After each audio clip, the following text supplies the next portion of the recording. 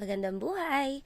Narito ang mga hakbang sa pagsusunod-sunod ng dissimilar fractions mula sa pinakamalaki hanggang sa pinakamaliit. Una, hanapin muna natin ang denominator ng 3/4, 1/8 at 1/8 ng 1/2.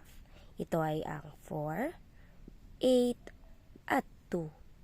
Kapag nahanap na natin ang denominator, kunin natin ang kanilang LCD. 4, 8, at 2. Skip counting natin ang 4. 4, 8, 12, 16, 20. Tignan naman natin sa 8. 8, 16. Hihinto tayo kapag may nakita na tayong magkaparehong number. Tingnan natin sa 2 kung may ganyan ding number. 2, 4, 6, 8. Pero pagmasdan, meron na agad na buong number. Ito ay ang 8. Ang pagkakaparehas nilang number ay 8. Ngayon, gumuhit ako ng 3 kahon at nilagay ko ang mga fractions na ibinigay. Para makuha natin ang similar fractions, gamitin natin ang nakuha nating LCD. Ang LCD ng 4, 8 at 2 ay bilang 8. Kaya susulat natin ito sa ibaba.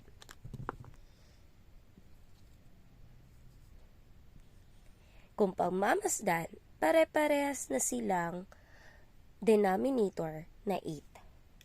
Ngayon, ang susunod na hakbang ay divide natin ang denominator ng kabilang fraction. Ilang 4 ang meron sa 8? 1, 2. Yung 2, ilalagay natin dito sa labas. Ang product ay i-multiply natin sa numerator.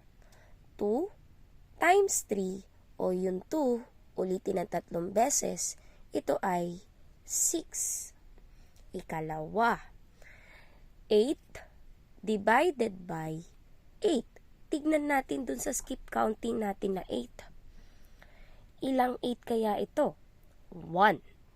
Lagyan natin sa ibalabas. 1 times 1, isa, ulitin na isang beses, equals 1.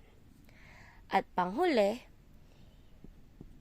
8 divided by 2 o ilang dalawa ang mabubuo sa 8. Punta tayo ulit sa skip counting natin na 2 naman. 2. 1, 2, 3, 4. Lagay natin sa labas at i-multiply natin ito sa numerator. 4 times 1 equals 4. Ang kaninang dissimilar fractions natin ay naging similar fractions na dahil pare-pares na ito ng denominator.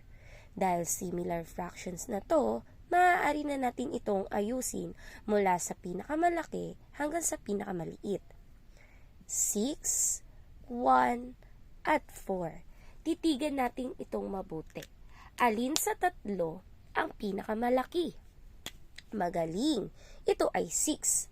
Ang katumbas na fraction ng 6 ay 3/4. Ang 3/4 ang pinakamalaki fraction.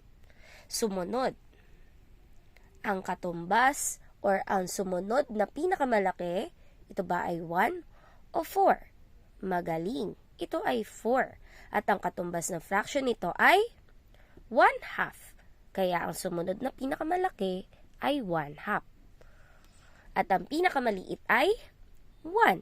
Ang katumbas na fraction nito ay 1/8. 1/8. Kaya ang wastong pagkakasunod-sunod ay 3/4, 1/2, at 1/8. Ang pinakamalaking fraction ay 3/4 at ang pinakamaliit naman ay 1/8.